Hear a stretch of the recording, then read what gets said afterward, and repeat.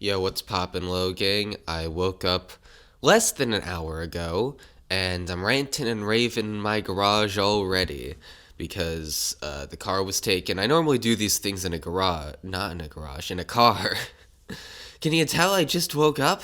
Can you tell that I've had about 3 sips of coffee? Just took another sip. It's like right there. It's just getting to drinking level, and yet I'm gonna be talking the entire time. But anyway, today we're going to be doing another Rant City. Get these for $10. This one's from Katie Pack, who says, "Can you rant about how you began to get better at writing and what makes the hobby appealing to you? If not, can you rant about who the best girl in Zetsubo Sensei is?" And then in parentheses, "Disagreement with my opinion may beget severe consequences." First of all, Kiri Komori, get out of here if you're going for anyone but her. You are insane if you choose literally any of... Like, who else is there? The stalker girl?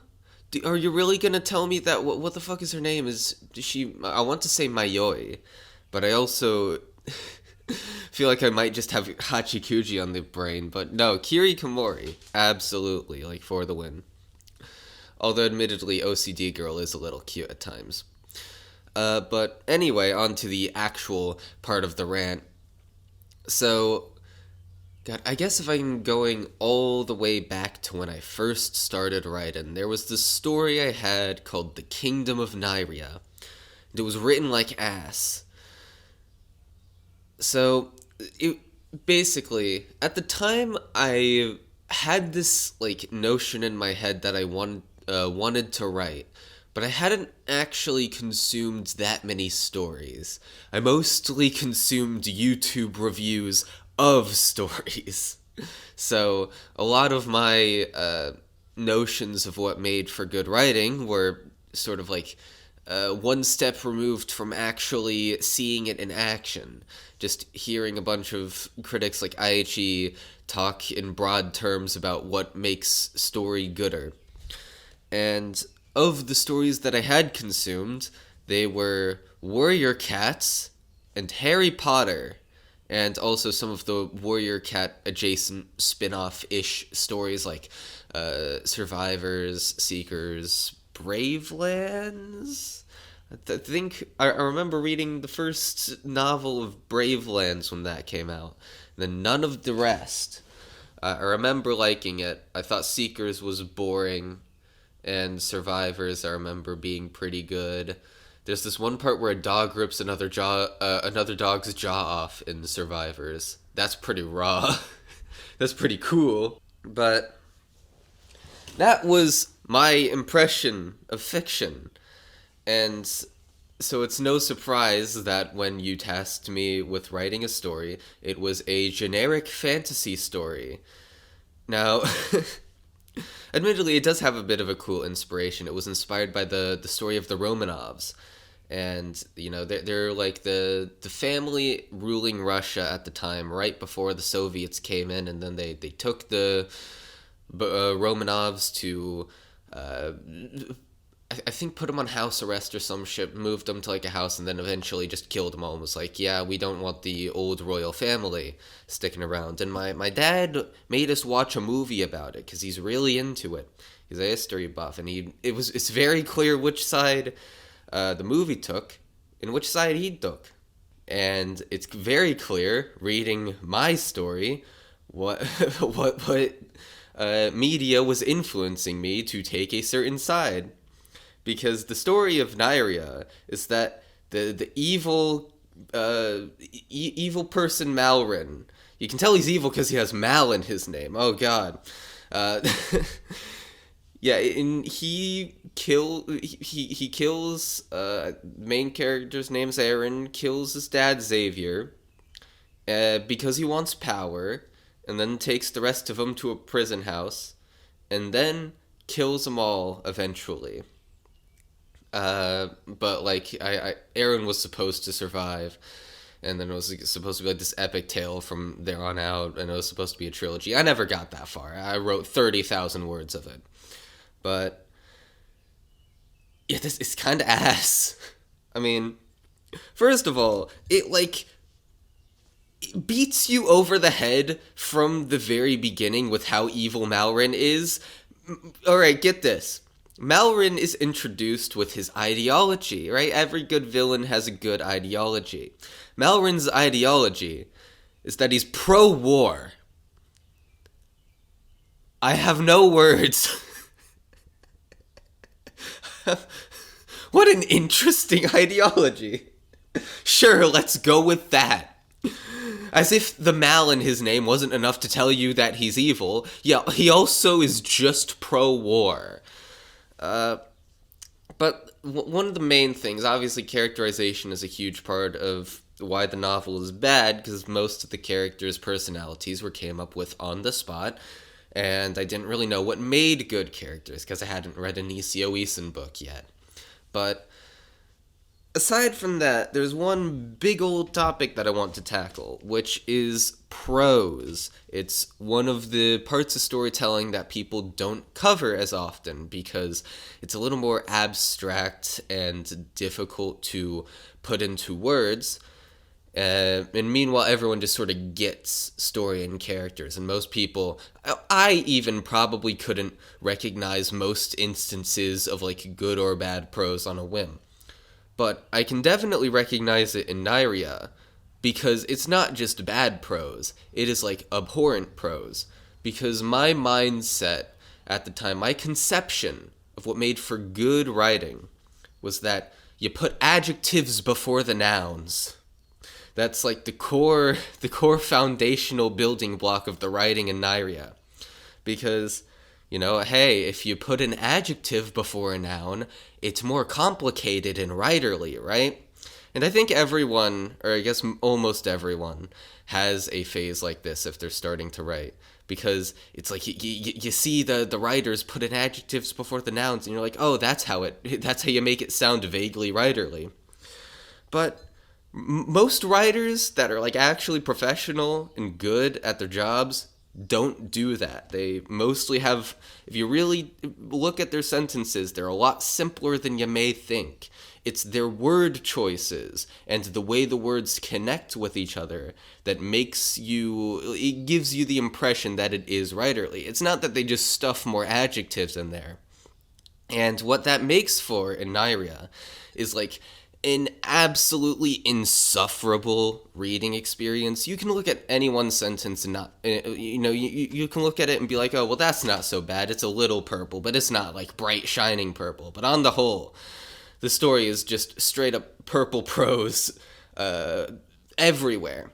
If you don't know what purple prose is, it's when you stuff too many adjectives into a sentence, and too many descriptory details apropos of nothing. It's overly ornate sentences.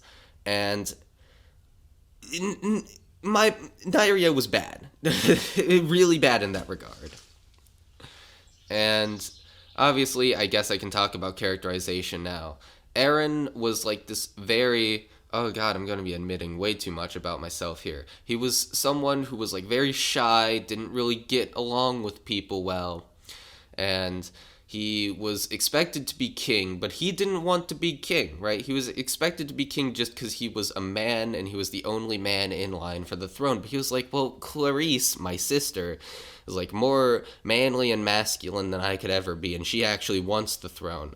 And I'm just a little twink who don't want nothing to do with that throne, so just don't give me the throne. Well, I guess he doesn't have to worry about it anymore because his dad's dead. If you read the story, or rather, well, first of all, you'll never read the story, because I'm not releasing it anytime soon. But reading it back, it's very obvious that I just wrote myself there. Which I still do to this day, but at least now I'm, like, cognizant of it and aware of what I'm doing. At that time, I just straight up put myself on the pages and was like, yeah, this is a completely different person from me. Nothing to do with old Ev here.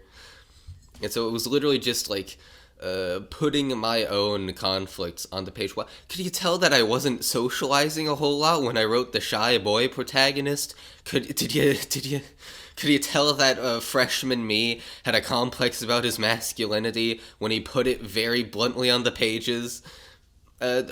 The only thing, like, I don't even care that I did that. I don't think that's particularly bad writing. It's the fact that I wasn't aware of what I was doing that really confuses me. How do you even do that? How do you write yourself on the pages and then. Although I guess your mind does play weird tricks on you. So, also I was in 8th grade, so. But most of the. Like, Aaron was probably the best character, and even then his personality wasn't particularly interesting.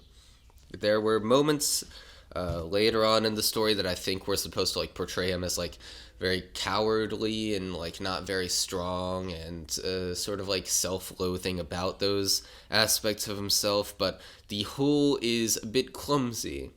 And at the very least, everyone had a personality, but like I don't even remember what Jasmine's and Sasha's were. They're the other two sisters. I straight up do not remember what their personalities were like at all. There's this one other dude. Let's see. They're stuck with two dudes who are basically running this like prison place, right? And put them on vaguely house arrest, and their names are Grindelkin and Vexila. Now you may have noticed Vexila has Vex in his name, vexation, so he must be a very irritating or irritated person. And, it's just like Malrin. He's very evil. No, I subverted expectations. He's one of the good ones, although he is very he feels vexation a lot. But, yeah, it's not that good. Characters are shit. But eventually, I got into anime. This leads me to my biggest point about writing. You want to make better stories? Read stories. One of my biggest problems early on was that I wasn't a big reader. I watched anime, but I did not read light novels. So it was, like writing for me was always the medium through which I could tell stories, and so I just sort of chose it because I'm like, okay, well, I can write as many stories as possible through that medium. It will take the least amount of time to get the story out to the world compared to other mediums. It's something I can do right now. It works. No, I didn't really choose it particularly out of a love for writing above all else. But that got me in the position where it's like I hadn't read a lot of stories lately. And so a lot of my prose was me trying to, I guess, remember how stories go. I was very afraid of wasting people's time. Because when you only watch anime, you sort of forget how quickly you can read a page of text. The average person's reading speed is like 200 words per minute, right? So you offer them a page and they're done with the page in a minute. You will be shocked at how fast people read. You will be shocked at how fast you yourself read if you don't read too often. And so I was like always terminally afraid of wasting people's time. My sentences would be like very sparse. I'd gotten over the purple prose phase, but I had like these itty bitty sentences with no detail, and it's like, no, people want to like sit in your story, and like they want to be invited to the scene. If you don't ever sit in a scene out of a fear of wasting people's time, your audience doesn't feel welcome in the scene because the scene is going to move on without them. They don't get to really immerse themselves in it. And, the stories read quick that I wrote in that era, but they're not particularly, the scenes move. I wouldn't even say they're like fast-paced stories, although Mina was fast-paced, but Cycle of God, I'm just saying random titles at this point, but it's the description that is so sparse. But the main thing, like I was saying earlier, that got me to realize how prose be and how prose should be is actually reading light novels. I know, crazy. And I actually think one of my biggest problems is that I don't read enough of them, and furthermore, not from a wide enough variety of authors. I mostly read Nisio Isin, and I have read one Nagaru Tanigawa novel. I think that's his name. And it's Haruhi. I'm not sure if he's written anything other than Haruhi, actually. It was just the first novel. I should have absolutely read more novels, and I should be reading more novels. And I am sort of getting to that point because I'm doing the Zarigoto series, and after I finish this most recent video, I'll be able to finally just read the second novel. God, tangent, but everyone's been constantly asking me, when's the Strangulation video coming out? And it's like, guys, I'll get to it. I want to read the novel just as badly as you want to see me talk about it. I was surprised that so many people are so invested in this series. People really want me to talk about it. And it's very, on the one hand annoying because it's like, yeah, I'll get to it.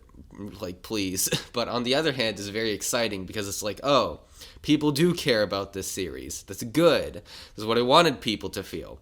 And so if you care about it enough to constantly ask me about it in my comments section, clearly I did something right in that original video. It's my favorite video on the channel, so there you go, some crunchy trivia. My favorite video I've ever done is the Zarigoto Part 1 as of current. And so, the two novels that I've written so far, and I have written them both to completion as of this point in time, is With Oasis and Laurie's Always Perfect, Volume 1 of both of them. And technically, my first novel is With Oasis, but it doesn't really feel like that in my head. Because I know that Laurie's Always Perfect's first draft took me the first 5 months of 2022 to write. And it was around 70,000 words at first. It since fell to 64,000 because I cut out a chapter and, tightened up some aspects, explained more other aspects. That's how it tends to happen when you're writing. Yoo-hoo. But it was very much, although I didn't recognize it at the time, you can sort of tell it's my first novel, and there were certain things that I still hadn't gotten over. Like, for example, the book was riddled with plot holes, and that I only noticed during the final draft, which was a little scary, because you tend to want to catch the plot holes early on, but there were just so many of them, and they were so subtle in the way they manifested at points, and also sometimes just completely stupid, like the time when Laurie got banned from video games, and then the next chapter, her room overheats, and she's worried about her video game consoles overheating. I feel like they would have taken the consoles. Maybe it could have been explained that, like, they just took the games, not the consoles, felt the consoles would be too much work, but then you have to worry about the eShop. Do her parents know about the eShop? Yada yada. And there was another one. What the fuck was it? Even small ones. This is a really subtle one. Like how Laurie has a bunch of friends who she doesn't really care about on the inside, and she is like wanting to just sort of leave them in the dust. But they like didn't talk to her in class, and the implication, I didn't think about it at all, even this possibility, but the implication when you're just reading the text is that she doesn't share any classes with them. But I was like, but there's 5 of them. They must share at least one class with one person. Otherwise, that's like completely, like, I wouldn't buy that. And so I decided to make her share a class with, I think, Jasmine? No, Isabella. Yeah, because I think I opted not to name one of them Jasmine. Lots of backstory y'all don't understand. But anyway, point is, like, I didn't know how to think about the story in such a way that I would eliminate all the plot holes. But that does, come at the risk of overthinking it and being a perfectionist. And at the end of the day, you do have to concede that you're never going to get rid of all plot holes, which sucks, I want my stories to be completely logical, but they're never going to be completely logical because at the end of the day they are just facsimiles of reality, and you're not going to do you can't account for every possible thing that would happen in the real world. And so you're inevitably going to have a contradiction in one place or another, and it's gonna, if you're anything like me and a perfectionist, it's gonna make you want to tear your hair out. But you're just gonna have to deal with it. In terms of perfectionism, the one thing that, well, I have Digibro After Dark on the mind because I was listening to a bunch of episodes of it while I was doing editing work yesterday, and one of the things he said while I was, watching After Dark videos that really resonated with me was, post it now, regret it later. And what he meant by that was that in order to get better at art, obviously read like I said, but even more than that, do it constantly.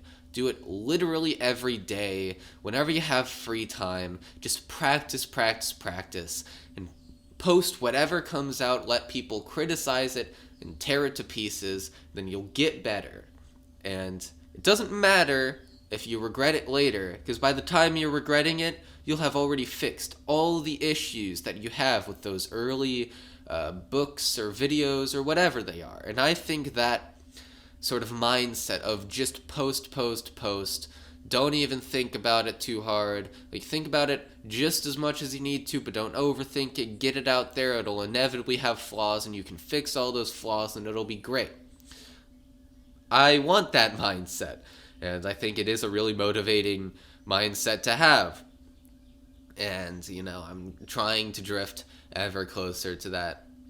And, I guess just be fearless is what that phrase essentially boils down to, because it can be really nerve-wracking to post, like with Oasis, for example, right? It was hard as hell to get that in a shape to be sent to the contest, especially because I was overthinking it and was afraid that Lou's character was illogical.